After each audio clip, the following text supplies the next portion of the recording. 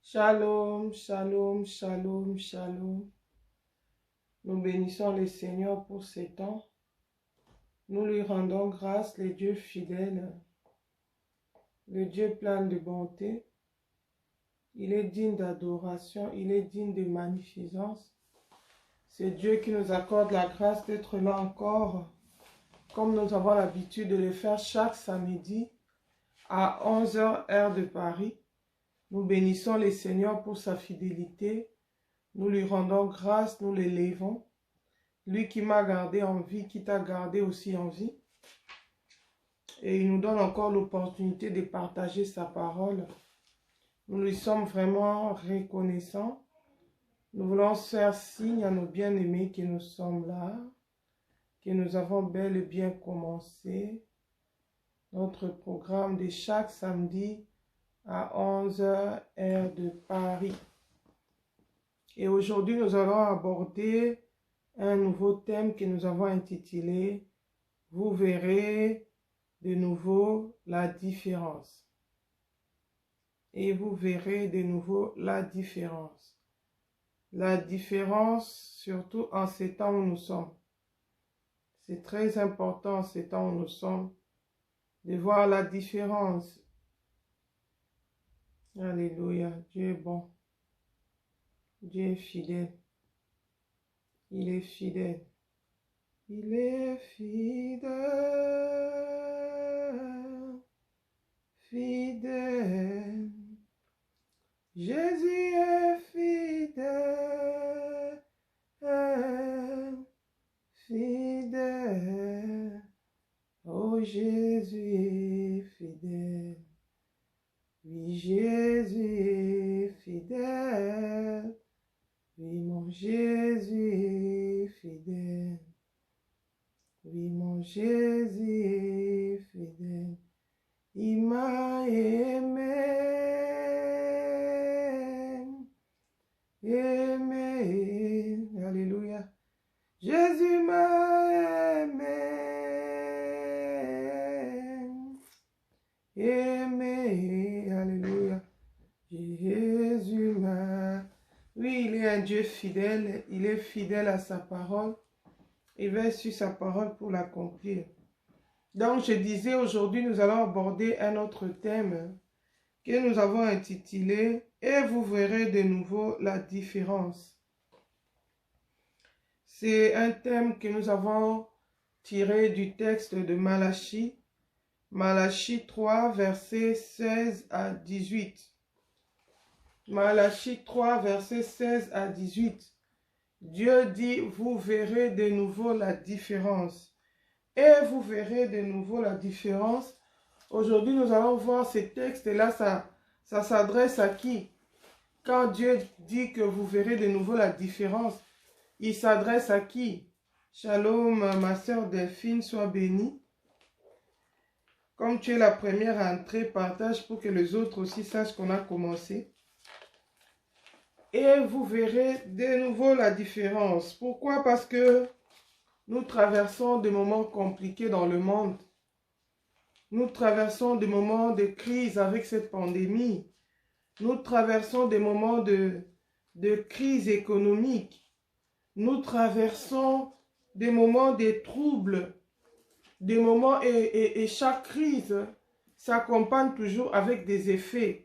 S'accompagne toujours avec des problèmes. Et pendant la crise, tout le monde réagit à sa manière. Tout le monde s'accroche à un verset de la Bible. Tout le monde, il y en a qui paniquent. Il y en a qui cherchent, comment dire, il y en a qui cherchent le moyen de, comment dire, qui s'agitent ça et là. Il y en a aussi qui s'accrochent, qui prennent des versets comme ça pour se fortifier, qui s'accaparent des versets de la Bible. Là, nous allons voir aujourd'hui la pensée de Dieu par rapport à ses enfants pendant ces temps. La Bible nous dit, je vais lire la parole de Dieu dans le livre de Malachie, Malachie chapitre 3, verset 16 à 18, la Bible nous dit ceci. Je vais lire au nom de Jésus-Christ. La Bible dit: alors ceux qui craignent l'Éternel se parlèrent l'un à l'autre. L'Éternel fit attentif et il écouta. Et un livre de souvenirs fit écrit devant lui, pour ceux qui craignent l'Éternel et qui honorent son nom. Ils seront à moi, dit l'Éternel des armées, ils m'appartiendront au jour que je prépare. J'aurai compassion d'eux. Alléluia. Comme un père a compassion de son fils qui le sert. Et vous verrez de nouveau la différence entre le juste et le méchant, entre celui qui sert Dieu et celui qui ne le sert pas.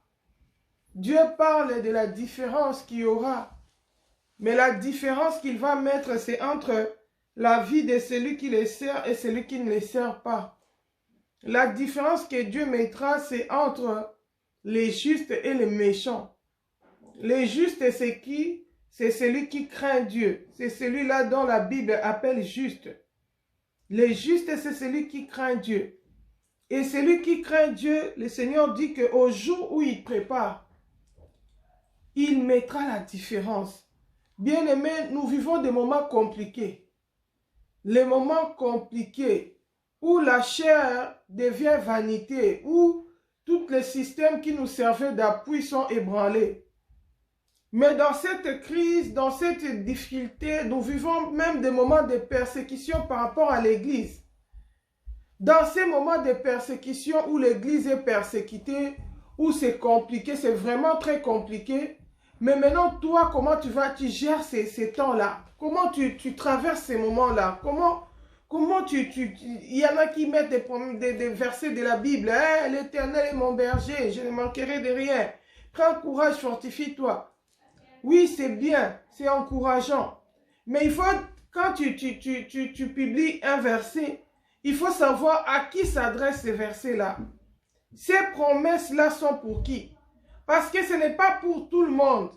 Ces promesses-là, c'est pour ceux qui ont réellement l'Éternel comme berger. Ces promesses-là, c'est pour ceux qui craignent l'Éternel. Ces promesses-là, c'est pour les justes. Dans des moments de crise, il se passe beaucoup de choses. Mais les justes, ils ont l'Éternel pour appui. La Bible dit que dans ces moments-là, Dieu met la différence. Ça veut dire que les moments peuvent être difficiles. Mais ceux qui ont l'Éternel, ceux qui craignent l'Éternel ne sont pas seuls. Ils sont avec l'Éternel. Et l'Éternel leur assure la différence. Et le Seigneur pourvoit leurs besoins. Le Seigneur est leur providence. Le Seigneur est leur force, leur protection. Alléluia. Je ne suis pas en train de dire qu'un chrétien ne va pas, celui qui craint Dieu ne passera pas par des épreuves, qui ne passera pas par l'opposition, qui ne va pas passer par la crise. Oui, la crise est là, l'instabilité est là, la situation est difficile pour tout le monde, mais celui qui craint Dieu, Dieu est avec lui. Dieu va faire ouvrir des portes de sortie pour lui. Dieu va l'orienter. Dieu va pouvoir pour lui. Même si des fois, il est obligé de poser certaines actions, il est obligé il n'ira jamais dans le sens du péché. Il n'ira jamais dans la compromission. Mais le Seigneur va l'orienter. Alléluia. Nous voyons l'exemple d'Élie. Pendant la période d'Élie, shalom ma soeur, promets, sois bénie. Il y a eu aussi la sécheresse. Pourquoi? Parce que Dieu était en colère. Il était en colère à cause de la compromission qu'il y avait dans le monde. Parce que les enfants d'Israël s'étaient compromis. Ils étaient partis servir les Baals et les Astartés. Dans la colère de Dieu, Dieu avait permis qu'il y ait 3 ans de sécheresse. Il n'y avait pas de pluie. C'était la famine. C'était compliqué. Mais la Bible dit que Dieu a orienté Élie. Shalom ma soeur Guylaine. Dieu a orienté Élie. La Bible nous montre que Dieu a dit à Élie, va chez la veuve de Sarepta. Il a pourvu pour Élie. Alléluia. il a envoyé chez la veuve de Sarepta. Élie était obligé d'immigrer. Il était obligé de se déplacer. Pourquoi? Parce que là où il était, il y avait la famine. Mais comme il était avec Dieu, Dieu ne l'avait pas abandonné. Dieu était avec lui. Il avait suscité une veuve pour prendre soin d'Élie, pour que Élie ne meure pas de faim. Regarde la différence que Dieu opère. Pendant que Akab, qui était roi là-bas, c'était difficile. Il y avait la famine. Si tu regardes, la Bible nous montre dans 1 Roi chapitre 18, si je ne me trompe pas, la Bible nous montre que Akab, tellement la famine était grande, il a envoyé son serviteur Abdias pour qu'il aille chercher des puits d'eau parce qu'il commençait à tuer les bétails parce qu'il n'avait pas de l'eau pour leur donner. Ils n'avaient pas la nourriture pour leur donner. La sécheresse est entrée même dans la maison du roi. Mais ceux qui avaient l'Éternel, la sécheresse n'est pas entrée dans leur maison. Le Seigneur a pourvu à leurs besoins. Oh, alléluia. Le Seigneur a pourvu à leurs besoins. Pourquoi? Parce qu'ils étaient avec Dieu. Le Seigneur a pourvu à leurs besoins parce qu'ils étaient conduits par le Seigneur. Il y a une lampe qui m'a lâché, mais ce n'est pas grave, on va continuer sans ça. Comme ça, je vais en profiter pour bien lire avec mes lunettes, parce que cette lampe, des fois, ça m'embête aussi. Alléluia. La Bible nous montre que la sécheresse était même dans la maison du roi. Il y avait la famine. Il y avait la famine. Ils n'avaient pas moyen même, comment dire, de manger. La Bible dit qu'il a envoyé même son serviteur. Il a dit, va chercher la solution. Parce que c'est compliqué ici. C'est terrible ici.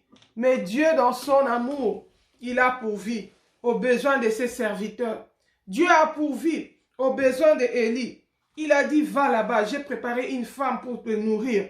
Shalom, ma soeur Blandine, sois bénie. Partagez pour que les autres voient qu'on est là. J'ai pourvu la nourriture pour toi là-bas. Il n'est pas mort de la faim. Dieu a été avec lui. Il a dirigé ses pas. Parce qu'un vrai enfant de Dieu s'appuie à l'Éternel comme appui.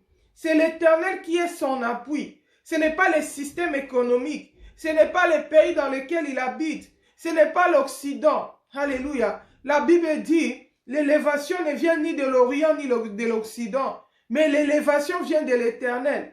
Donc le Seigneur, s'il veut élever son enfant, s'il veut prendre soin de son enfant, il ne dépend pas de l'Occident, il ne dépend pas de l'Orient, mais il dépend de Dieu. Alléluia. Et nous les enfants de Dieu, la Bible dit que le Seigneur pourvoit à nos besoins selon la grandeur de ses richesses. Dieu ne nous bénit pas selon les systèmes économiques, mais il pourvoit à nos besoins selon la grandeur de ses richesses. Alléluia. Nous allons voir aujourd'hui l'exemple, nous allons prendre un exemple dans l'Ancienne Alliance et un autre dans la Nouvelle Alliance. Nous allons lire nous allons prendre l'exemple de Joseph. Nous sommes dans Genèse chapitre 47. Genèse 47, versets 1 à 12. Là-bas, nous allons voir l'exemple de Joseph. Comment le Seigneur a fait la différence. C'est pourquoi, bien-aimé, je voudrais vraiment t'exhorter. Toi qui n'as pas encore pris la décision de donner ta vie à Jésus, il est important de l'avoir comme Seigneur. Il est important de donner sa vie à Christ parce que les temps sont compliqués. Il y a un moment où tout ce que tu as comme appui ne pourront pas te secourir. D'ailleurs, la Bible nous dit que le secours de l'homme est vanité. Le secours de l'homme est vanité. L'homme est limité. Son secours est vanité. Le vrai secours ne peut venir que de l'Éternel. Quand nous voyons les présidents de ce monde s'agiter, quand nous voyons des communiqués qui nous font mal à la tête chaque jour dans les informations, c'est pour nous montrer l'impuissance de l'homme. Et c'est pour nous montrer la grandeur de Dieu. Pour nous montrer la toute-puissance de Dieu. Alléluia. Pour nous montrer la toute-puissance de Dieu. Dieu est tout-puissant. Il est au-dessus de toute domination, de toute principauté. Vous savez, la Bible dit que c'est dans l'épreuve qu'on découvre la vraie nature de la personne. C'est par exemple quand on prend de l'or. Tu vois, l'or, il y a toujours des alliages qui sont attachés à l'or. Mais quand on le met dans le feu les alliages vont tomber, ils vont s'effondrer. Mais l'or va résister. On saura que la vraie or, c'est ça, l'or pur. Les autres, là, c'était les alliages. Vous savez, dans des moments compliqués comme ça, ces moments-là qu'on sera les vrais enfants de Dieu. C'est dans la persécution, dans les temps difficiles, qu'on découvrira les vrais enfants de Dieu. C'est pas seulement ceux qui se frappent la poitrine que je suis chrétien. C'est pas tout ce qui colle toutes les promesses de Dieu dans leur maison qui sont chrétiens. Parce que nous, les enfants de Dieu, les chrétiens d'aujourd'hui, nous voulons bien de toutes les promesses de bénédiction. Mais quand il y a la même parole nous demande d'obéir à la parole de Dieu, nous ne voulons pas. Quand on nous parle des sacrifices, quand on nous parle du renoncement, nous ne voulons pas de ça. Mais nous voulons que des bénédictions. Nous n'aimons pas Dieu. Parce que la Bible dit que celui qui aime Dieu, alléluia, obéit à ses commandements. Il dit, celui qui m'aime obéit à mes commandements. Mais la génération d'aujourd'hui, les chrétiens d'aujourd'hui, ils n'aiment pas Dieu. Mais ils aiment seulement les promesses de Dieu. Oh, bien-aimé, c'est une déception qu'il y a dans le monde. C'est un mensonge de la part du diable. Qui te trompe, tu crois que ces promesses-là vont venir dans ta vie? Non. Dieu est clair. Ces promesses-là, c'est pour ceux qui les craignent. Ces promesses-là, c'est pour ses vrais enfants. C'est pour ceux qui l'honorent. Quand Dieu dit qu'il va mettre la différence, eh bien, ce n'est pas dans la vie de toute personne. Ce n'est pas dans la vie de toute personne qui va à l'église. Ce n'est pas dans la vie de toute personne qui prie. Mais c'est dans la vie de toute personne qui sert Dieu et qui l'obéit. C'est dans la différence, c'est dans la vie de toute personne qui l'honore. Alléluia. Nous avons lu dans Malachie, il a dit, et vous verrez la différence entre le juste et le méchant. La différence entre celui qui m'honore et qui ne m'honore pas. Il dit, si je suis votre Père, où est l'honneur qui m'est dit? Alléluia, Dieu soit béni. Je vais lire Genèse chapitre 47, versets 1 à 12. Là, on nous montre l'exemple de Joseph. Je lis au nom de Jésus. La Bible dit, Joseph alla avertir Pharaon et lui dit, mes frères et mon père sont arrivés du pays de Canaan avec leurs brebis et leurs bœufs et tout ce qui leur appartient. Et le voici dans le pays de Goshen. Il prit 5 de ses frères et les présenta à Pharaon. Pharaon leur dit, quelle est votre occupation? Ils répondirent à Pharaon, tes serviteurs sont bergers, comme l'étaient nos pères. Ils dirent encore à Pharaon, nous sommes venus pour séjourner dans le pays parce qu'il n'y a plus de pâturage pour les brebis de tes serviteurs, car la famine s'appesantit sur le pays de Canaan. Permets donc à tes serviteurs d'habiter au pays de Goshen. Alléluia. Pharaon dit à Joseph, ton père et tes frères sont venus auprès de toi. Le pays d'Égypte est devant toi. Établis ton père et tes frères dans la meilleure partie du pays. Qu'ils habitent dans le pays de Goshen, où se trouvent parmi eux des hommes qu'ils habitent dans le pays de Goshen. Et si tu trouves parmi eux des hommes capables, mets-les à la tête de mes troupeaux. Bien-aimés, pendant le moment de la sécheresse, pendant le moment de la famine, où ça n'allait pas, c'était compliqué. Oh bien-aimés, pendant ces moments ici, cette période, c'était la période de l'accomplissement du songe de Pharaon. Nous nous souvenons encore dans la Bible, Dieu avait donné un songe au Pharaon d'Égypte, là où Joseph était vendu, quand Joseph était encore prisonnier. La Bible nous dit qu'il avait eu le songe de 7 vaches grasses et de 7 vaches maigres. Le Seigneur l'avait donné la révélation sur la famine qui allait arriver. Avant que cette famine arrive, il y avait d'abord 7 années d'abondance. Les 7 vaches grasses, c'était les années d'abondance. Mais après, il devait avoir les années de famine, les années de souffrance.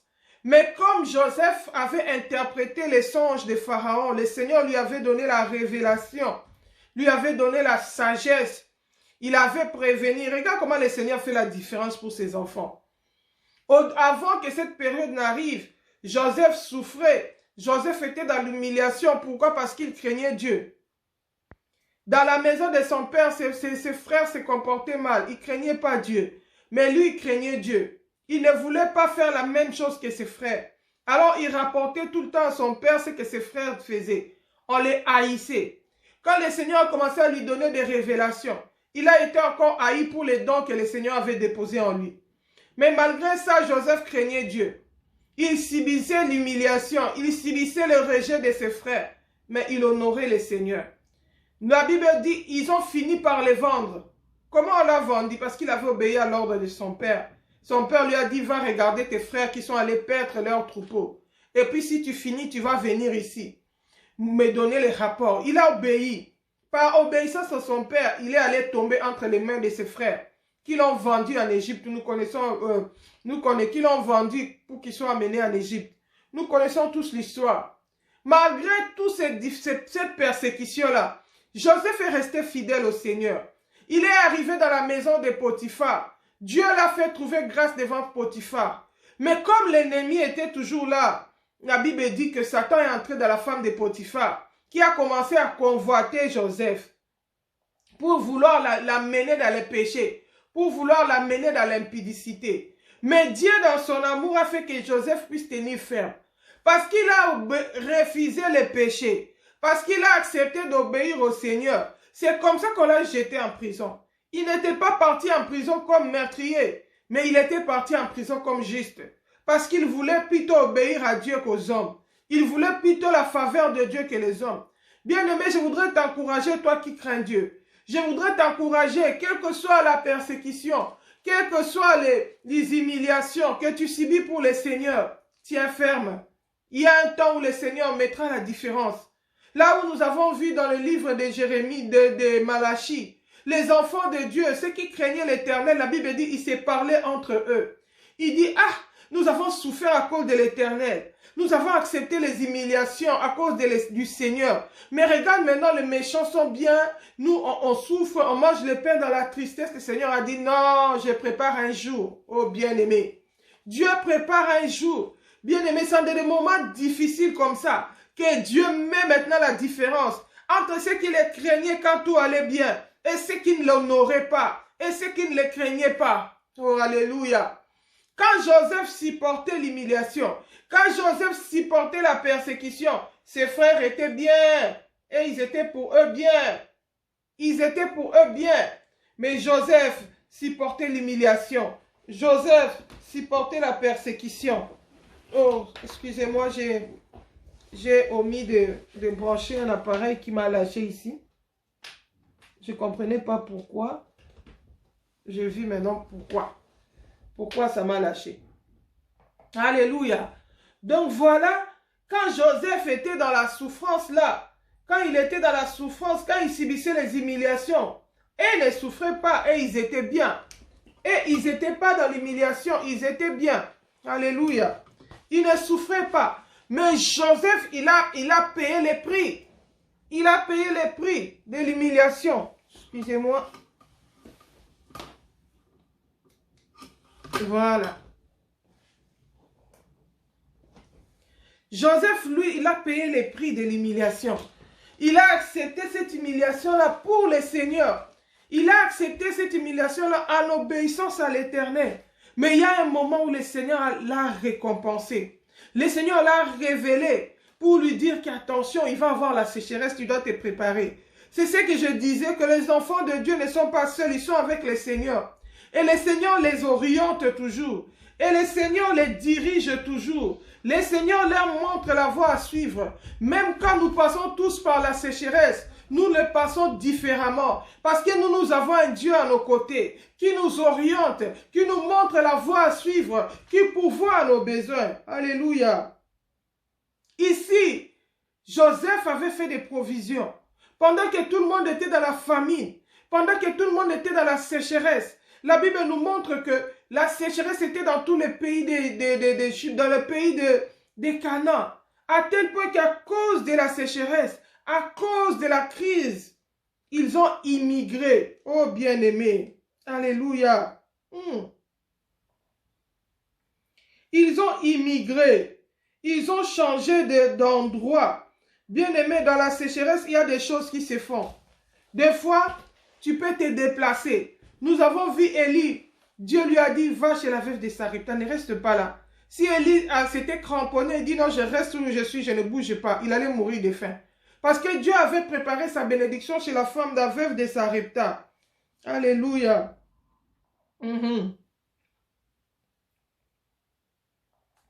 Dans le verset 4, la Bible dit, je lis la version Thomson, il dit encore au Pharaon, nous sommes venus pour immigrer dans le pays, parce qu'il n'y a plus de pâturage pour le petit bétail de tes serviteurs, car la famine s'apaisantit sur le pays de Canaan. Permets donc maintenant à tes serviteurs d'habiter au pays de Goshen. Ils ont immigré.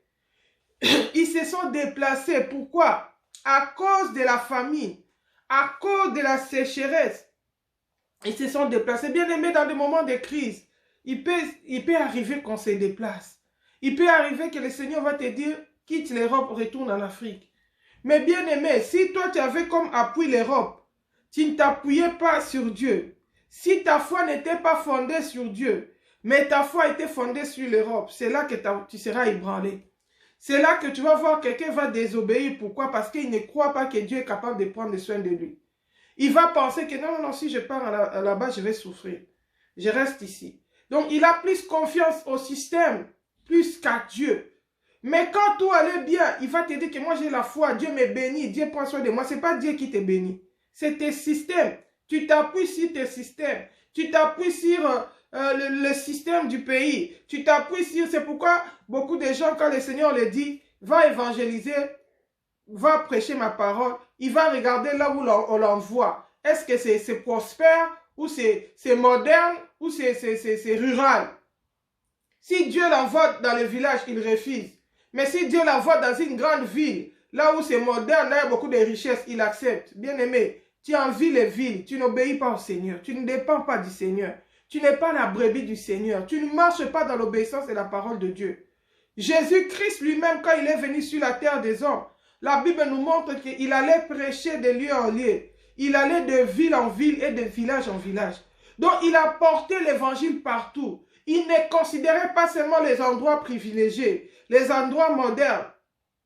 C'est comme nos bien-aimés, des fois, qui sont en Afrique, quand on lui dit, ah, Dieu a ouvert une porte, tu vas aller prêcher l'évangile aux États-Unis. Amen, amen, amen, parce que c'est les États-Unis. Il sait que là-bas, c'est favorable. Là-bas, c'est bien. Mais si on lui dit, Dieu dit, ah, il va t'élever, tu vas commencer à aller prêcher l'évangile à l'intérieur du pays, il trouve ça comme une malédiction.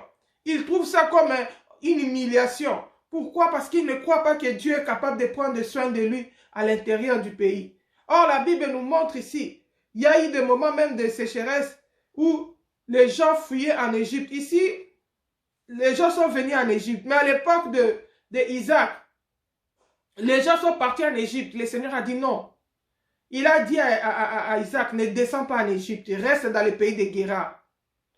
Parce que c'est là que Dieu avait prévu de bénir Isaac.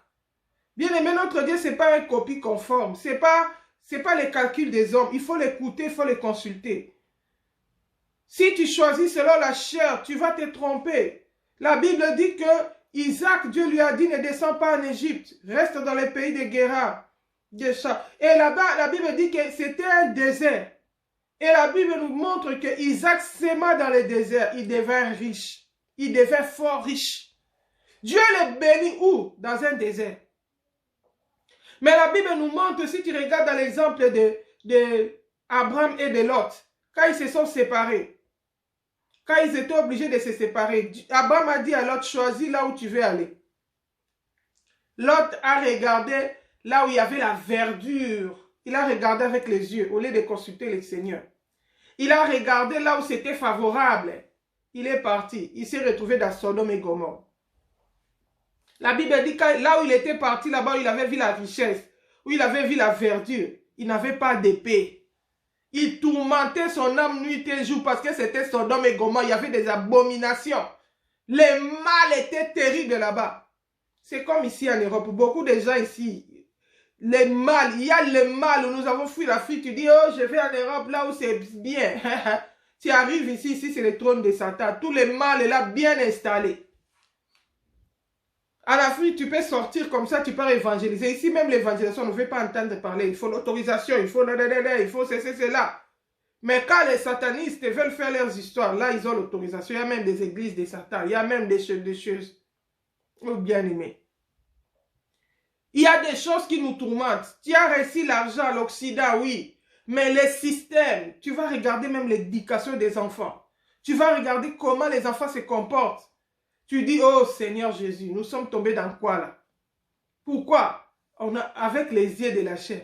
Mais je ne suis pas en train de dire que tous ceux qui se retrouvent en Occident, ils sont venus parce qu'ils ont envié. Il y en a que Dieu a envoyé. Parce que c'était leur champ missionnaire. Si Dieu t'envoie, il sera avec toi. Si Dieu t'envoie, il prendra soin de toi. Si Dieu t'ouvre une porte, il sera là ta providence. Alléluia. Tu auras la paix là où tu es. Parce que la bénédiction de l'Éternel enrichit. Il ne s'est fait suivre d'aucun chagrin. La Bible nous montre même l'exemple de Jonas. Dieu l'envoie à Ninive pour aller prêcher la repentance, pour aller les servir là-bas. Mais lui, il cherche Tarsis où il y avait le commerce, il y avait le trafic. La Bible nous montre qu'il n'est même pas arrivé à Tarsis. En cours de route, la colère de Dieu s'est levée contre lui. Jusqu'à ce qu'il se retrouve dans le ventre du poisson. Alléluia. Dans la crise, il y a des mouvements qui se font. Il y a des immigrations qui peuvent se faire. Dieu peut te dire, maintenant quitte, ta mission c'est fini là-bas. Va dans un tel endroit. Mais si toi tu aimes l'endroit plus que Dieu, ça te viendra difficile pour toi de faire les choix. C'est pourquoi quand Dieu, les anges sont venus à dire à l'autre, sors avec ta femme. Dieu veut détruire ces lieux. Hey! C'était difficile. Il commençait à tourner. Là, si tu regardes, la Bible dit, les anges ont pris l'autre dans la main pour le faire sortir des forces. Parce que Dieu voulait épargner sa vie. Mais le cœur de sa femme était tellement attaché à leurs richesses là-bas. Elle a regardé en arrière. C'est comme aujourd'hui. Beaucoup de gens, même le Seigneur les a déjà dit, quitte, retourne en Afrique. Quitte, va là. Elle regarde, hé, ma maison que j'ai achetée. Hé, mes richesses que je me suis acquis ici. Tu vas devenir la femme de l'autre. Attention. Les choses sont en train de se compliquer. La vie ne sera plus comme auparavant. Parce que nous allons vers le retour de Christ. La persécution va aller grandissant. Les épreuves vont s'augmenter davantage. Mais il faut écouter le Seigneur. Il faut avoir l'intimité avec Dieu. Savoir quelle est la volonté de Dieu pour toi. Que te veut le Seigneur? Là où t'envoie le Seigneur, c'est là où il sera avec toi. Là où le Seigneur t'envoie, c'est là où il va prendre soin de toi. Ne reste pas là où le Seigneur n'est plus. Alléluia. La femme de l'autre. Bien aimé, des fois quand on lit ça, on croit que c'est facile. Tu peux facilement porter des jugements. Tu dis, oh, cette femme aussi, elle était mondaine, elle aimait le monde. Comment on leur dit de quitter? Bien aimé, à Nini, il y a des gens à qui le Seigneur a demandé de quitter, ça fait des années, ils n'arrivent même pas. Mais pour la femme de l'autre, c'était une nuit. Il devait tout abandonner. Bien aimé, si tu regardes l'histoire d'Abraham et de Lot, quand ils se sont séparés, c'était pourquoi? Parce que les serviteurs de Lot se bagarraient avec les serviteurs d'Abraham. Les terrains étaient devenus petits pour eux parce qu'ils étaient riches. Ils avaient beaucoup de brebis, beaucoup de serviteurs. La querelle a commencé. Mais quand Lot est sorti de Sodome là, où étaient les brebis et les serviteurs? Il est sorti même brebis. Alléluia. Il devait tout laisser. Quand il s'est promené avec Abraham, ils habitaient sous des tentes. Mais quand les anges sont venus là-bas, ils n'étaient pas dans la tente. Hein? Ils avaient construit la maison. Ils étaient dans la maison. Quand les gens de Sodome et Gomorrhe sont venus, c'était devant la maison. Ce n'était pas la tente. Matériaux solides, durables. Donc, ils avaient déjà construit leur avenir là-bas. Leur richesse, ses enfants s'étaient même mariés. D'autres personnes vont dire, mais moi, je me suis marié avec un tel, avec un blanc. Je fais comment? Les anges ont dit, alors, va dire à tes enfants qu'ils sortent. Les enfants s'étaient mariés avec les gens de Sodome et Gomorrhe. Alléluia. Qu'ils sortent. La Bible dit, aux yeux des gendres, c'était comme des théâtres. S'ils étaient pour eux sortis, ils allaient épargner leur vie. Ils ne savaient pas que Dieu allait tuer leur pays, leur héritage. Les richesses, la Bible dit, là où est ton trésor, c'est là où sera, là où ton trésor, c'est là où sera ton cœur. Leur cœur était dans leur trésor, dans leur richesse. Mais ils ne savaient pas que tout ça, c'était vanité. Dieu avait décidé de mettre fin à tout ça. Oh, bien-aimé, j'ai envie de te poser la question. Tu prends qui pour appui? C'est quoi ton trésor? C'est quoi tes richesses? Ton cœur, c'est dans l'éternel ou bien c'est dans tes biens? Si tu es réellement, ton cœur est dans l'éternel, tu es réellement un gérant. Quand le propriétaire des biens vient te dire, laisse ça maintenant, va là-bas, je t'envoie en mission. Tu vas partir sans discuter. C'est pourquoi les Élis sont partis. Alléluia. Dieu lui dit, va chez la veuve de Sarepta. Il est parti. Dieu l'a nourri là-bas. Dieu a pris soin de lui là-bas. Pendant qu'il y avait la sécheresse dans le pays, les gens mouraient, ils abattaient les brebis. Alléluia. Et ils ont immigré. Ils ont quitté Cana. Ils étaient obligés de quitter Cana, d'arriver en Égypte. Alléluia. Ils s'occupaient des brebis. Il dit encore au Pharaon, nous sommes venus pour immigrer dans les pays. Alléluia. Pour immigrer dans les pays. Dans le pays parce qu'il n'y a plus de pâturage pour le petit bétail de tes serviteurs. Car la famine s'apaisantit sur le pays de Canaan. Permets donc maintenant à tes serviteurs d'habiter au pays de Goshen. Le Pharaon dit à Joseph, ton père et tes frères sont venus auprès de toi. Le pays d'Égypte est à ta disposition. Installe ton père et tes frères dans la meilleure partie du pays, qu'ils habitent dans le pays du Goshen. Pendant qu'il y a la famine, mais Dieu donne la meilleure partie à ses enfants. Alléluia. Dieu donne la meilleure. Ils sont étrangers, ils ne sont pas égyptiens. Mais Dieu leur accorde la faveur. Dieu leur donne la meilleure partie du pays. Pourquoi? Parce que c'était les enfants de Dieu. Pourquoi? Parce que Joseph craignait Dieu. Dieu l'a béni et sa famille. Dieu est passé par Joseph pour protéger sa famille. Si tu veux savoir ça, le jour où Joseph parlait avec ses frères, il a dit, ce n'est pas vous qui m'avez envoyé ici.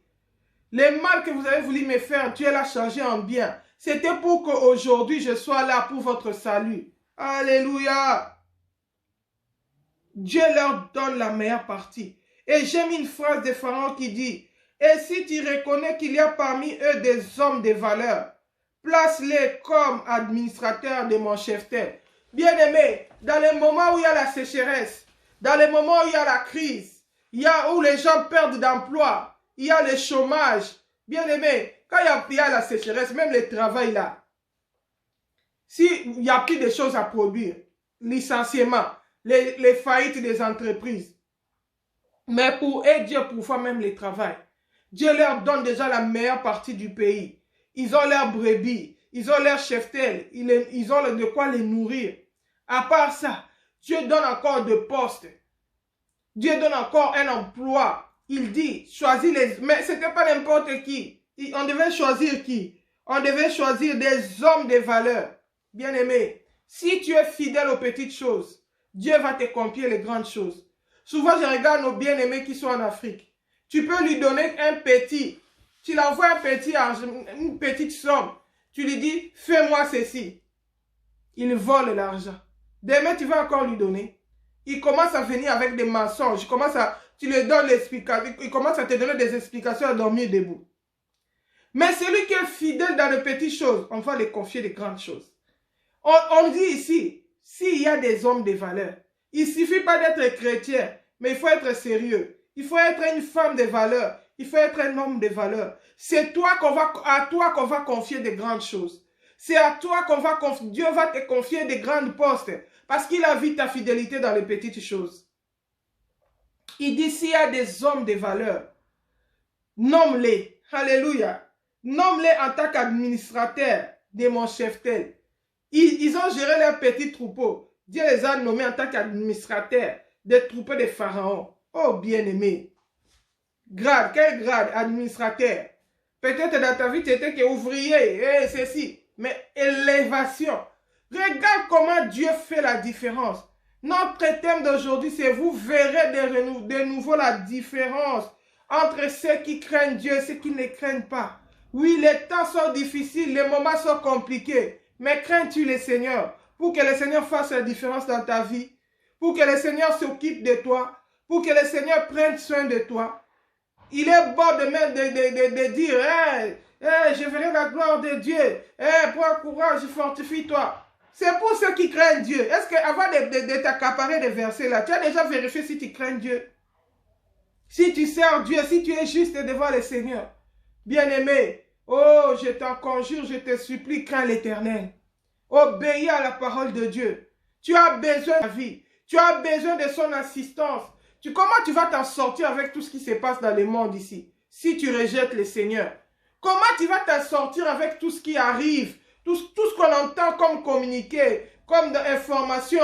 Ce n'est pas bon. Ça n'annonce pas de bonnes choses. La persécution va continuer à s'augmenter. Les situations vont encore devenir très compliquées. Bien-aimé, si tu lis, ici nous n'avons pas le temps pour tout lire, mais si tu lis Genèse 47, tu vas voir la totalité. Tu vas voir comment la situation était devenue grave en Égypte. Quand la situation était devenue grave, la Bible dit que les peuples n'avaient plus de pain. Les peuples venaient acheter la nourriture chez Pharaon parce que c'est Pharaon qui avait fait ses provisions. Joseph travaillait pour Pharaon. Les Égyptiens aussi venaient acheter la nourriture. Ils ne prenaient pas ça gratuit. Ils venaient acheter ces pharaons. Mais à un moment, à cause de la crise, il n'y a plus d'emploi, plus de travail, plus d'argent. Ils ont manqué de l'argent, ils n'avaient plus d'argent. Ils ont venu crier à Joseph et nous allons mourir de faim, on n'a plus l'argent pour acheter. On les a dit, commencez à vendre vos bétails. Ils ont vendu leur bétail pour qu'on leur donne la nourriture. À tel point que tous les bétails c'était devenu pour Pharaon. Les bétails sont finis. Ils n'avaient plus d'animaux pour vendre chez Pharaon pour avoir la nourriture. On les a obligés de vendre leur maison, leur terre pour recevoir la nourriture. Mais comment ils vont faire? Si j'ai une parcelle, mais je meurs de faim, que me sert la parcelle? Ils étaient obligés de vendre même leur parcelle pour avoir la nourriture. À tel point qu'ils sont devenus esclaves de Pharaon. Ils se sont vendus eux-mêmes à Pharaon pour qu'ils puissent avoir de quoi manger. Bien-aimé, la Bible dit qu'on a institué la loi. Je crois que c'est de là même qu'est parti le système d'impôt. On a institué la loi que toute terre en Égypte, 1/5 c'est pour les pharaons. Si tu produis dans la terre, parce que la terre ne t'appartient pas, ça appartient au pharaon. Toi, tu travailles dans ta terre qui était pour toi, qui est devenue pour les rois maintenant, pour pharaon. 4/5, tu peux t'en servir. Mais tu dois donner 1/5 au roi. Tu dois payer l'impôt. Tu dois remettre 1/5 au roi. Pourquoi? Parce que la terre appartient au roi. C'est de là qu'est parti le système des impôts dans le monde. La terre appartient au pays, à la nation. Là, ça appartenait au roi. Bien aimé, moi, ce système-là, même ici en Belgique, ici, il y a beaucoup de choses qui appartiennent au roi Léopold. Le pays est redevable. Pourquoi? Parce qu'ils étaient dans la sécheresse, ils étaient dans la famille. Léopold est parti prendre là-bas au Congo, là-bas. Hein? Il est venu avec ça. Il les a prêtés. Bien aimé. Dans les moments de crise, il y a des choses qui se font. C'était devenu compliqué. Et si tu regardes tout ce qu'on entend comme information, des choses comme ça peuvent aussi arriver dans notre temps. Ils ont des projets. C'est la crise, il y a le chômage. On va bouger même les SMIC. On va faire ceci, cela. À la ligne où vont les choses. Ils finiront par confisquer même les maisons parce que les gens ne seront plus à mesure de payer les crédits. Bien aimé, tu vas t'appuyer dans toutes ces choses jusqu'à quand? Tu vas dormir jusqu'à quand? Tu vas rester aveugle, insensible jusqu'à quand? Ne vois-tu pas que le monde change? Ne vois-tu pas que tous les signes nous montrent que le retour de Christ est proche? Ne vois-tu pas que Jésus-Christ de Nazareth est à la porte? C'est le moment pour toi de prendre la décision de revenir à Jésus. C'est le moment pour toi de donner ta vie au Seigneur, de mettre tous les deux pieds au Seigneur, dans le Seigneur. C'est le moment pour toi de commencer à craindre Dieu. Comment tu vas t'en sortir avec tout ce qui arrive dans le monde si tu n'as pas Jésus à tes côtés? La Bible dit, il fera la différence pour ses enfants. Il fera la différence pour ceux qui le craignent. Alléluia. Nous allons lire notre dernier texte. Nous sommes dans les Actes des Apôtres. Alors là, on a vu à l'époque de Joseph. Nous allons voir aussi dans la Nouvelle Alliance comment ça s'est passé. Parce que tu vas dire, oh, ça ce sont des choses de l'Ancien Testament. Nous sommes dans la grâce, dans la nouvelle alliance. Ça va pas. C'est en train d'arriver, oh bien-aimé. J'ai lu dans les Actes des Apôtres, chapitre 8. Actes des Apôtres, chapitre 8, à partir du verset 1, que nous dit la Bible. La Bible dit ceci. Saoul approuvait le meurtre d'Étienne. Il y eut ce jour-là une grande persécution contre l'Église qui est à Jérusalem. Et tous, excepté les apôtres, se dispersèrent dans les contrées de la Judée et de la Samarie. Bien-aimés, ici on nous montre encore la persécution de l'Église. Les gens sont obligés de se déplacer. Les gens sont obligés de se séparer. La Bible dit que seulement les apôtres sont restés à Jérusalem. Mais tous les restes, il y en a ceux qui sont partis dans les contrées de Judée. Il y en a ceux qui sont partis dans la Samarie. Parce qu'il y avait la persécution. Parce qu'on poursuivait les vrais chrétiens. Parce qu'on tuait les vrais chrétiens. Les Juifs tuaient les vrais chrétiens. Alléluia. La Bible dit qu'on a tué même Étienne. Parce qu'il avait prêché Christ. On l'a tué, on l'a lapidé avec des pierres. L'église avait eu un coup. Alléluia. Aujourd'hui, nous voyons la persécution de l'église. À cause du coronavirus, on n'autorise même pas les gens d'aller à l'église. On interdit les cultes. Comment interdire aux gens de prier Dieu? Dans des moments de crise, c'est le moment où on doit se retourner vers le Seigneur. C'est le moment où on doit chercher la face de Dieu. C'est le moment où on doit demeurer dans la communion fraternelle. C'est le moment où on doit être encore plus enseigné pour fortifier sa foi. Mais c'est dans les moments-là aussi on interdit maintenant. Non, vous n'avez plus le droit d'aller dans les églises. Si on voit tel rassemblement, on élève la maladie au-dessus de Dieu. Or que c'est Dieu qui protège. La Bible dit, oh, Saoul ravageait l'église. Il pénétrait dans les maisons, en arrachait hommes et femmes et les jetait en prison. Alléluia.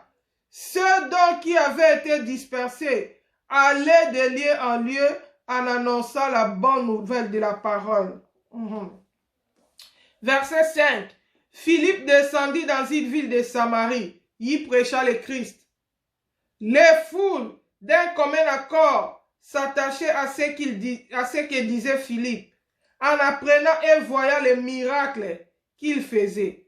Car des esprits impurs sortaient de beaucoup de démoniaques, en criant d'une voix forte, et beaucoup de paralytiques et de boiteux furent guéris. Ici, nous voyons encore la différence. Ils sont persécutés. Il y a la persécution. Ils sont obligés de se déplacer. Ils ont fui à Samarie. Ils ont fui dans la Judée. Alléluia. La Bible dit que Philippe est descendu dans une ville de la Samarie. Mais comme il était avec Dieu, il s'est déplacé avec Dieu. Dieu était avec lui. Dieu continue à mettre la différence. Alléluia. Malgré la persécution, ils continuent à servir le Seigneur. Ils continuent à prêcher la parole. Ils étaient fidèles au Seigneur. Et le Seigneur accompagnait sa parole par des signes, des miracles et des prodiges. La Bible dit quand Philippe a prêché, Dieu est descendu. Il a commencé à délivrer les gens. Il a commencé à guérir les malades. Il a commencé à libérer les démoniaques. Regarde la différence. Il y a la persécution. Mais il y a la paix, il y a une bénédiction. Si tu regardes dans le verset 8, la Bible dit, il y eut une grande joie dans cette ville. Pendant que les gens pleurent, pendant qu'il y a la persécution, Dieu fait la différence pour ses enfants. Il y a une grande joie, il y a une grande visitation de Dieu. Il y a la présence de Dieu qui les accompagne. Il y a le miracle qu'ils expérimentent la gloire de Dieu. Et la ville est dans la joie, malgré qu'il y a la persécution. Oh bien-aimé. Dans ce chaos qu'il y a dans le monde, il y a des gens qui ont la paix avec Christ. Il y a des gens qui ont la joie parce que Christ est notre paix. Il nous donne la paix qui s'y passe toute intelligente. Quand le monde est dans l'agitation, nous sommes dans la confiance parce que nous avons écouté Dieu. Nous sommes dans la paix Parce qu'il y a quelqu'un qui est à nos côtés. Il y a quelqu'un qui nous dirige. Il y a quelqu'un qui nous montre la voie à suivre. Nous ne sommes pas seuls dans cette tempête. Nous sommes avec Jésus-Christ en Nazareth. Et la Bible dit, avec lui nous faisons des exploits. Il écrase nos ennemis. Alléluia. Il pourvoit nos besoins selon la grandeur de notre richesse. Il est notre bannière. Même dans la maladie, il est Jéhovah Rapha, le Dieu qui nous guérit. La maladie qui tue les autres. Mais pour ses enfants, le Seigneur intervient. Alléluia. Parce qu'il s'est souvenu qu'il est mort pour elle à la croix. Il avait dit, tout est accompli. Il a dit, par ce meurtrissures, nous sommes guéris. Oh, je t'invite à avoir Jésus de tes côtés. Je t'invite à donner ta vie à Christ. Je t'invite à mettre de l'ordre dans ta vie. Shalom, ma sœur Zoé. Ne sois pas seulement un chrétien de la bouche, mais crains Dieu. Crains Dieu, marche avec lui. Marche avec lui. Il te fera voir sa gloire. Il te fera voir sa gloire. Dans le moment de tempête, tu ne seras pas seul. Tu vas les réveiller comme les apôtres quand ils marchaient. La Bible dit, quand ils sont allés dans le navire, il y a eu la tempête. Ils ont réveillé Jésus. Il dit, Maître, réveille-toi. Ne vois-tu pas que nous périssons? Parce que ce n'est pas normal de périr pour quelqu'un qui a un maître à son côté. Alléluia.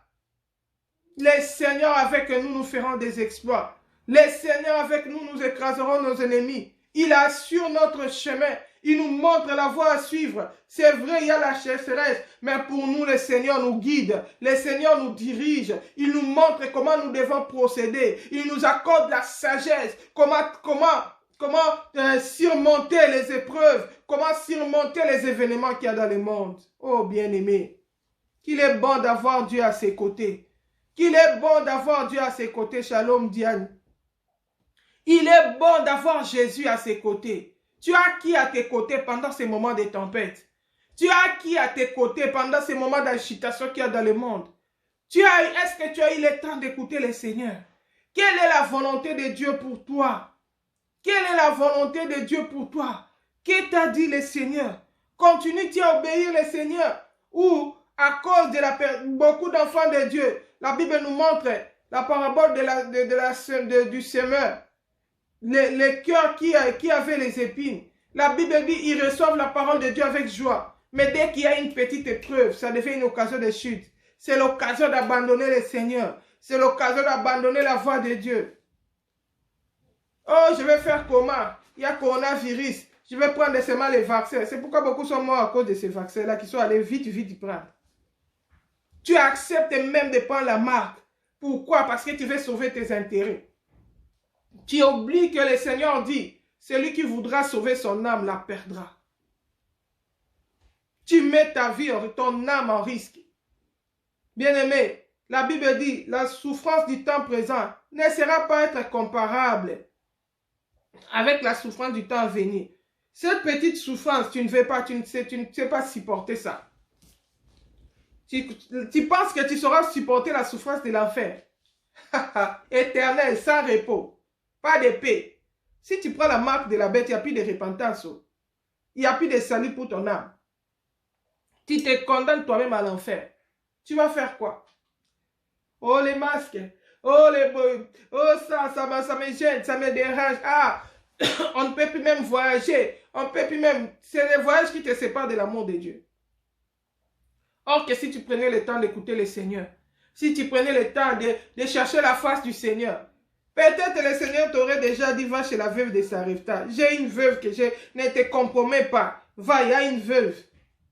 Bien-aimé, si les prophètes de Baal, les prophètes à l'époque d'Élie, étaient partis manger à la table de Baal, ils étaient vendus à Cab. C'était aussi à cause de la souffrance. Hein? Ils avaient peur pour leur vie.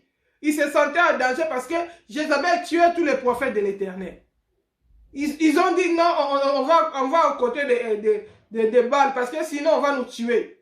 Mais ceux qui avaient craint l'Éternel, la Bible dit que quand Élie disait j'étais resté seul, le Seigneur lui dit non, j'avais caché encore 7000 qui n'ont pas fléchi. Dieu a caché, Dieu les a fait déplacer, les a gardés quelque part. Les vrais serviteurs de Dieu, les vrais enfants de Dieu, Dieu les garde, Dieu les protège quand il y a un danger. La Bible dit, les sages voient le mal de loin, ils se cachent. Dieu cache ses enfants. Dieu les protège, Dieu les oriente. Il leur montre la voie à suivre pour le salut. Alléluia, que Dieu soit loué. Voilà, aujourd'hui le Seigneur nous dit, vous verrez de nouveau la différence entre ceux qui sont justes et ceux qui ne le sont pas. Bien-aimé, viens aux côtés de Jésus. Dans les côtés de Jésus, ici, il y a l'assurance. Dans les côtés de Jésus, ici, il y a la sécurité. Dans les côtés de Jésus, ici, il y a la providence. Toutes les promesses là, les bonnes choses qui sont promises dans la Bible là, c'est pour ceux qui obéissent à la parole de Dieu. Bien-aimé, que cette parole t'arrache de la distraction. Toi qui dormais, toi qui pensais que les temps seront toujours les mêmes, on va toujours faire comme on avait l'habitude de faire. Il est temps que tu prennes ta vie au sérieux. La Bible dit, la nature ne vous enseigne-t-elle pas? Tout ce qui se passe dans le monde, est-ce que ça ne t'enseigne pas? Tout ce qu'on entend dans les news là, oh, bientôt il y aura la crise, oh, bientôt il y aura plus d'électricité, plus de courant, bientôt, beaucoup de bientôt qu'on attend là. Tu restes insensible, ça ne t'interpelle pas. Ça ne t'interpelle pas pour te montrer que Jésus-Christ est à la porte. Tu dois prendre au sérieux ta vie. Jusqu'à quand tu vas continuer à rester dans la distraction? La Bible dit, d'autant plus que vous savez en quel temps nous sommes. C'est l'heure de nous réveiller en fin du sommeil. Bien-aimé, réveille-toi du sommeil, car Jésus-Christ est à la porte et il revient bientôt. Voilà, nous allons nous arrêter là pour aujourd'hui. Que le Seigneur nous bénisse, que le Seigneur fasse grandir cette parole, que cette parole produise en nous de fruits dignes de la repentance, que cette parole nous rapproche encore davantage du Seigneur, nous encourage encore à craindre le Seigneur. Et si Jésus-Christ ne revient pas, on se retrouve samedi prochain à la même heure, 11h, heure de Paris. Soyez bénis, shalom, shalom, je vous aime beaucoup, bye bye.